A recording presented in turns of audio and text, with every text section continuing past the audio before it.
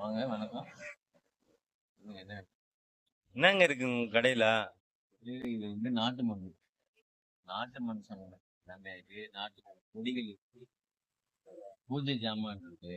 உங்களுக்கு என்ன மாதிரி? எனக்கு வந்து ஒரு 2-3 நாளா தலைவலி பயங்கரமா இருக்குது. அதுக்கேத்த மாதிரி தைலம் வச்சிருக்கீங்களா? பாண்டிச்சேரியிலே இல்லாத தைலம் இருக்கு. பாத்தீங்கன்னா ஜோதி தைலம்.